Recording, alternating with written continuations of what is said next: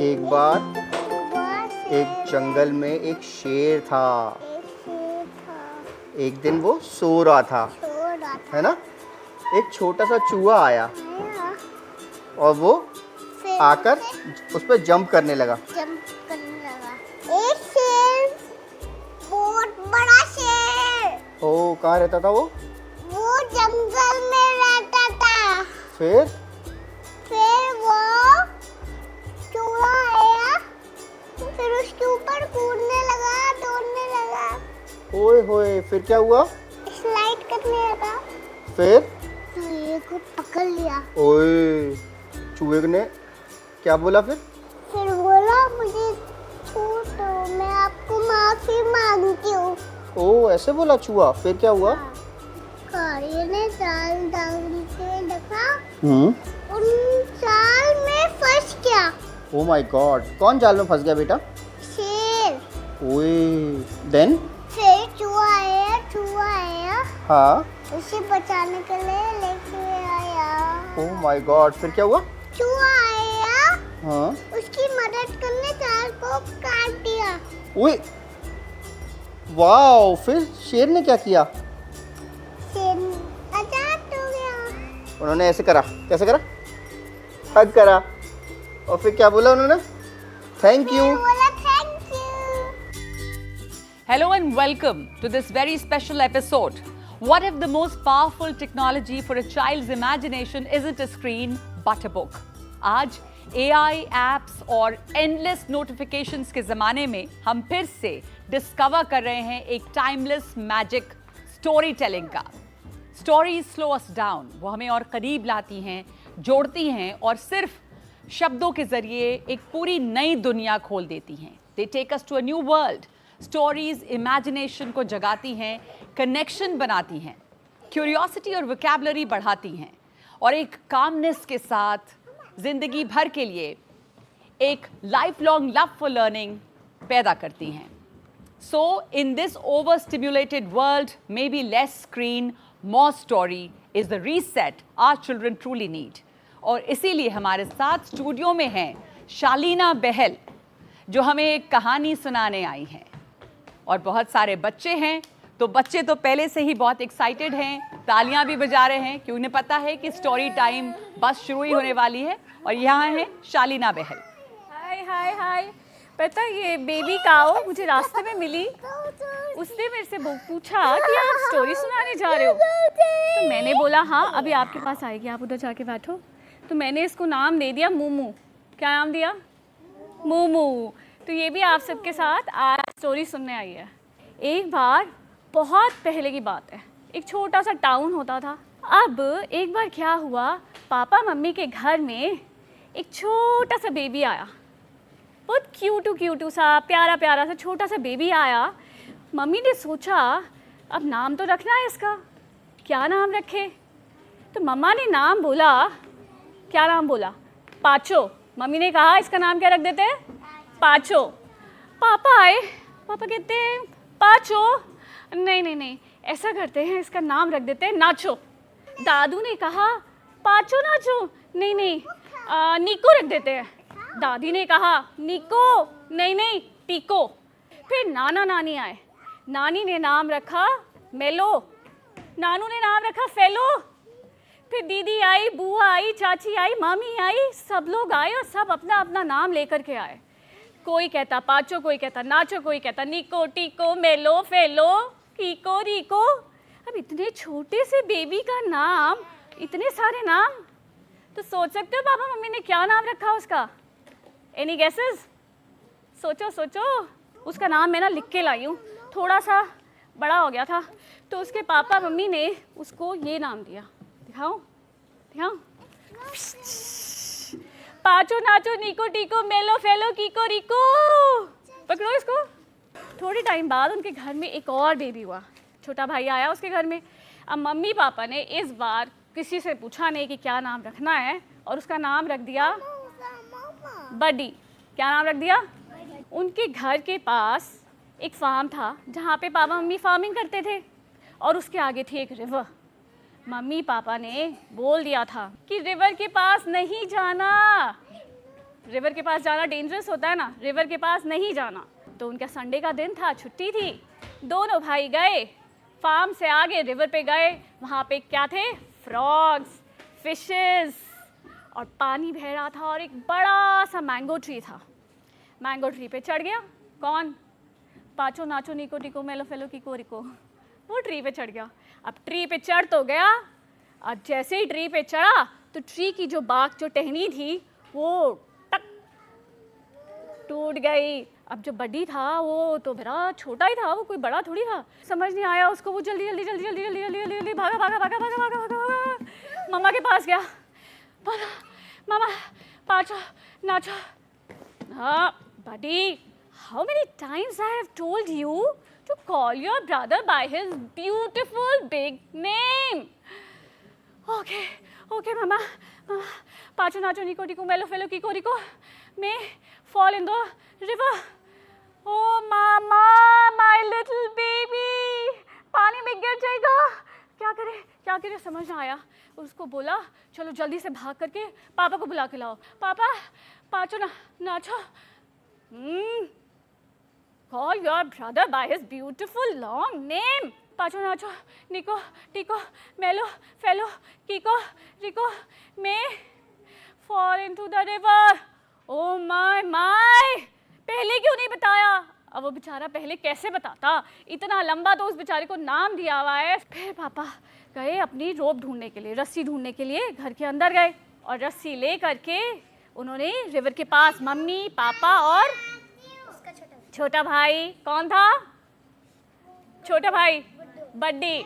तो वो उसका रिवर के पास गए, तो वो बेचारा अभी भी टंगा हुआ था, उसको पकड़ करके मम्मा मम्मा पापा बचाओ, हेल्प हेल्प। और पापा ने क्या किया, उस रस्सी को बांधा अपने पेट से, ऐसे टाई करा और चले गए पानी के अंदर। पानी के अंदर गए और किसको बचाया? पाचो नाचो निको टिको मेलो फेलो किको रिको को, उसको बचा करके बाहर लाए। जब बाहर लाए मम्मा ने उसे खूब प्यार करा, पापा ने करा, बड्डी ने उसको खूब प्यार करा। तो मम्मा ने कहा फिर क्या करें, अब इतना बड़ा नाम उसका हमने रखा हुआ है, क्या करें? फिर आप क्या करते? अगर आप होते उसकी जगह क्या करते? क्या बोलते मम्मा को? अगर आप बड्डी होते उसके छोटे भाई तो क्या बोलते उसको? Change his name. एग्जैक्टली, बड्डी ने भी यही बोला। तो अगली बार उसका नाम क्या कर दिया फिर उसके बाद से?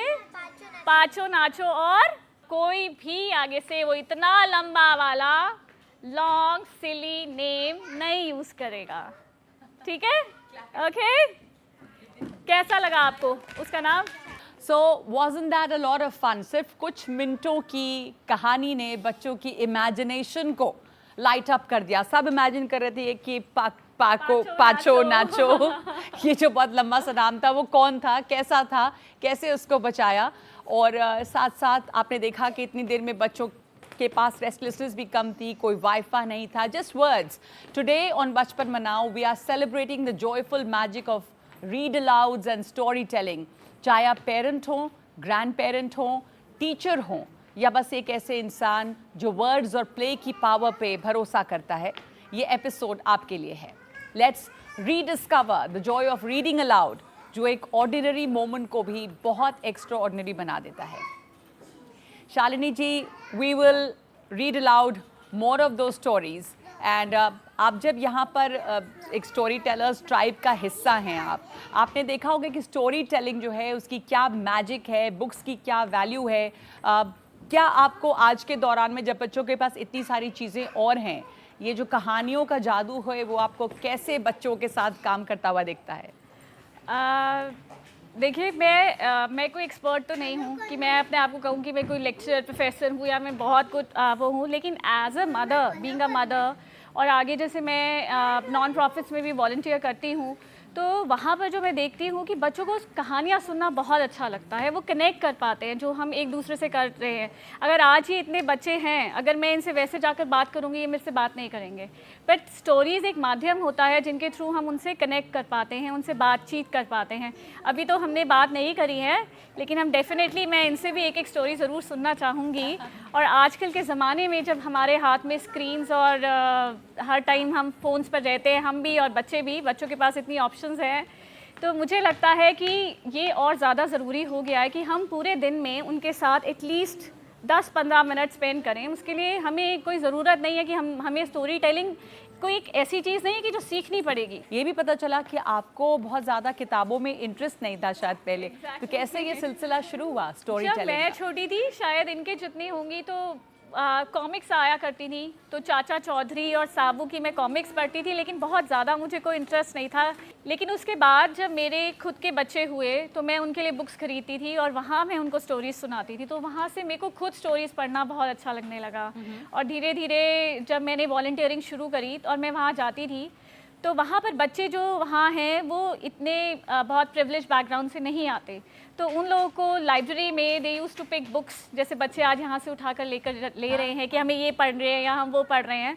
कई बार वर्डलेस बुक्स भी पिक्चरलेस पिक्चर्स आती हैं, तो पिक्चर्स देख के ही वो खुश हो जाते हैं कि पिक्चर से ही स्टोरी बना लेते हैं अपने दिमाग में। तो जब वो मेरे पास आते थे तो उनको ये होता था कि मैम आज आप आए हो, आज आप स्टोरी सुनाओ, ये वाली स्टोरी सुना दो, वो स्टोरी सुना दो। तो एक इंटरेस्ट, जो एक कनेक्शन होता है वो आपका बन जाता है।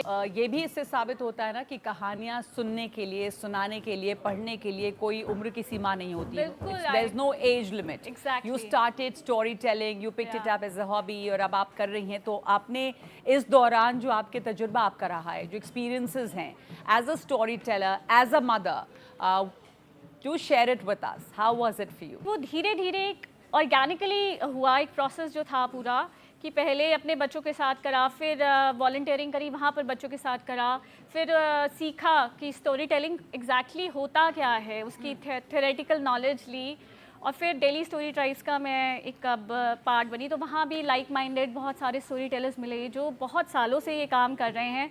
तो उनसे सीखा कि story telling is not just story telling, बहुत चीज़ें उसमें आती हैं। जब हम एक स्टोरी प्रिपेयर करते हैं तो बहुत कुछ उसमें आपको देखना पड़ता है कि उसकी क्या क्या टेक्निक्स भी और जाननी चाहिए। लेकिन बच्चों के साथ जब आपने इंटरेक्ट किया है, तो खास करके अब के दौर में जब बच्चों के साथ के पास इतनी सारी चीज़ें हैं उनको डिस्ट्रैक्ट करने के लिए, पर कहानियाँ उनको बांधती हैं बच्चों को, अभी भी आपने देखा ये? बिल्कुल बांधती हैं, और बहुत ज़रूरी है हमारे ये वाली जो एज ग्रुप होता है, लाइक 7-8 साल तक वाला, हाँ 7 और 8 वाला, तो तब तक बहुत ज़रूरी है उनकी मेंटल ग्रोथ के लिए कि हम उनको कहानियाँ सुनाएं। There is a definite connect, you know, जब भी आप कहानियाँ सुनाती हैं, जब हम बच्चों से बात करते हैं। Let's take a quick break to think about the stories and insights we just heard. But before we go into the break, let's hear some do's and don'ts of Read Aloud from two children's book authors, Manika and Bijal from Bangalore. So, like all good things in life, read alouds also need a lot of hard work. And over the years, Menka and I have figured out some do's and some don'ts. So, I'm going to start first with the don'ts. Firstly, please don't make an academic meal out of a reading. Enjoy the book, and after that don't make it into a lesson plan saying let's list out all the verbs or something, or try to find a moral of the story, because you know, as we don't like that. We all books, yes, teach you something, but let the child figure that out herself, perhaps through a discussion with you, perhaps through talking to you about the characters, about the plot line. And secondly, you know, when a child grows up, often we see that they're now fluent readers and they don't really need to be read to. But reading together is really a bonding experience. So continue to read aloud to your child even after she's reading fluently, and which will happen soon because you're reading together. And the third, let children pick the book that they want to read. In the classroom or even at bedtime, ask them what story they want to read today, and you'll find that they get more interested and invested in the story. We don't like all books, and it's the same for children. So let them pick their story for today. And from there, let's go to something more positive. Let's go to the do's. Menka? Here are some do's when you're reading aloud to your child. I think the number one thing is always do all the voices. Do different voices, use intonation, use accents. It makes it really, really fun for the child. My second do would be take your time reading the story. even if it's a really short book, you might feel like, oh, I can finish this really, really quickly. But take your time, especially picture books are a marriage of words and images. So pause on the page, allow the child to have some time to zone in on a little detail that's really charming, and just don't rush through the entire experience. And I think my third do is picture books are meant to be enjoyed and shared together, and a lot of picture books use these really lovely refrains or sentences which are repeated. So let the child join in, let them read out certain words, let them make up parts of the story if they want to, but let them feel that they are as much a part of the experience as you are. And that's it. Happy reading.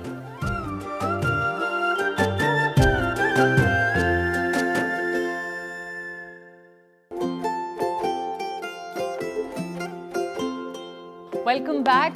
जैसे शालिना ने अभी कहा था कि कहानियाँ कोई भी सुना सकता है, कभी भी सुना सकता है, but how do we make story telling fun for the listener? इस पर हमें टिप्स देने के लिए आ रहे हैं मेनका रामन और बीजल वच्छरजनी। Today we have something very special for you.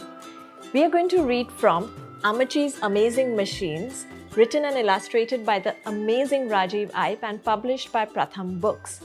We're going to show you how a read aloud is done. This book is about a really spunky grandmother who's going to make coconut barfi with her grandson, but by using some science.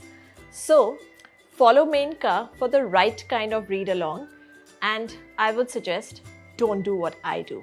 So, shall we start, Menka? Let's. Amachi's Amazing Machines by Rajiv Ipe. Amachi's Amazing Machines by Rajiv Ipe. Amachi, could we make coconut barfi today? Suraj asked his grandmother. Please? He. Only if you help me make it, eh? Replied Amachi. Yay. Ready? Shouted Suraj. Ready, said Amachi. We'll only pick the ripe ones, okay? The ones that are brown all over. Whoosh! Watch out, here they come. Wump. Now to get the husk off. Potch! Crank! Suraj's stomach went grr. Amachi giggled. Growl. Then we crack the shell like this. Khatak! And grate the fruit. Toss it into the pan with all the other ingredients. It smells so good, Amachi. Then we pour it all out onto a tray. Wait for it to cool, Baba. Now cut it into neat little slices. Squeak, squeak, squeak. Yippee, our coconut barfi is ready to be eaten. Yum, yum, yum.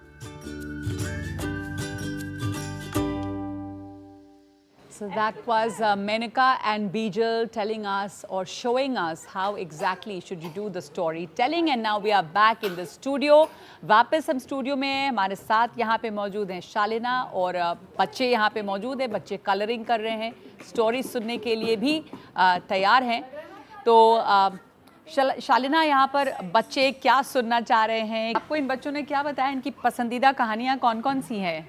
बहुत सारे नाम अलग अलग बच्चे ले रहे थे। किसी की वो खरगोश और कछुए वाली कहानी फेवरेट है, और सब अपने आप बताएंगे। हाँ, इनकी ऑनेस्ट वुड कटर है, विज़र्ड ऑफ ओज है। आपने क्या बताया था? थर्स्टी क्रो वाली, कौवे वाली जिसको प्यास लगी होती है ना? जो कंकड़ लेके आता है। हाँ, कंकड़ लेके आता है। तो बच्चों को अगर उन्होंने स्टोरी सुनी हुई है कि इतने छोटे भी हैं पर उनको पूरी एग्जैक्टली स्टोरी नहीं, आपको एक सीक्वेंस ऑर्डर में वो सुना सकते हैं, लेकिन उनको याद रहता है कि हमने ये सुना था, उसे हमने कैसे वो इमेजिन करते हैं, कैसे विजुअलाइज करते हैं, वो बहुत ज़रूरी है। और आपको कहानी सुनना पसंद है? और मुझे, मेरा नाम हरजोत है। आपका नाम हरजोत है। आपको कहानी सुनने में मज़ा आता है और कौवे वाली कहानी आपकी पसंदीदा है। जैसिका, आपकी? आपने नहीं बताया। सारी कहानियाँ फेवरेट हैं। कौन सुनाता है घर में कहानी? कभी कभार मम्मा सुनाती हैं। और आप खुद भी पढ़ते हो कहानियाँ? स्टोरीज पढ़नी अच्छी लगती हैं कि सिर्फ स्कूल की बुक्स में ही पढ़नी अच्छी लगती हैं? दोनों, सब अच्छा लगता है। हरजोत, आपको कुछ बताना है कहानी के बारे में? माइक में बात करनी है आपको। तो इसकी स्टोरीज भी बहुत अच्छी है। ये इसका कछुआ है इसकी स्टोरी में, और वो कछुआ एरोप्लेन में जा रहा है। अगर इसके आगे की स्टोरी कंटिन्यू करनी हो तो क्या होगा? माइक लेके बताना, ये माइक है, इसमें बताना। अगर वो कछुआ एरोप्लेन में जाएगा, फिर वो दूसरे कंट्री में लैंड करेगा, फिर वो अपने फ्रेंड्स को लेके जाएगा और वो वापस इंडिया आएगा। फिर इंडिया आके क्या करेगा? ये सब लोग स्टोरी को कंटिन्यू करेंगे। इंडिया के वो अपना ही फ्रेंड्स को इंडिया दिखाएगा। और ऐसी स्टोरी है एक जिसमें कछुए को उड़ना चाहता था, तो कछुए के मुंह में डंडी फंसा के रखता था और 2 स्वान उसको उड़ाते हुए लेकर जाते थे। तो ये स्टोरी हमारी कछुए से शुरू हुई, एरोप्लेन से। एरोप्लेन में गया, अपने फ्रेंड्स को लेकर आया, फिर फ्रेंड्स के साथ घूमा, फिर दोबारा दूसरे देश गया स्वैन्स के साथ। हरजोत जो है वो अपनी कहानी अलग से सुना रही है, इनको माइक दे दें एक बार। एक बात की बात है, एक जंगल में एक कौवा था जिसको प्यास लगी थी, और वो उसको फिर सामने जंगल के बाहर एक घड़ा दिखा और वो उसके पास गया। उस वहाँ पे पानी कम था, तो कौवे पानी लाया, तो कौवा कंकड़ लाया और पानी में कंकड़ डाले और पानी ऊपर आ गया वेरी और गुड, कौवे ने पानी पी लिया। लिया। Very good, very good Harjot, very good, बहुत Very अच्छी good. कहानी सुनाई। कौवे ने पानी और पी देखिए लिया। कि बच्चों ने अपनी कहानियां बनाई, अपनी कहानियां सुनाई और एक दूसरे के साथ शेयर किया। सो रीडिंग अलाउड अब आप मुझे एक जॉयफुल ये बताओ। एक्सपीरियंस है बच्चों के लिए भी और उनके साथ जुड़े अडल्ट्स के लिए भी। आज हमने देखा कि स्टोरीज कैसे इमेजिनेशन को जगाती हैं और एक नए नजरिए से दुनिया दिखाती हैं। So special thanks to Pratham Books, Eklavya and Room to Read for sending books for today's session. And remember, September is full of reading and language days. 8th September was International Literacy Day, 6th September was Read a Book Day, 5th September was Teachers Day, and coming up on the 25th is International Comic Book Day. तो reading शुरू करने के लिए reasons की कोई कमी नहीं है। पब्लिशर्स साल भर रीडिंग हैबिट्स बिल्ड करने के कैंपेन्स चलाते रहते हैं। सारे डिटेल्स मिलेंगे ndtv.com/बचपन मनाओ पर। दिस इज बचपन मनाओ, celebrating childhood and the power of play, one story at a time. Thank you.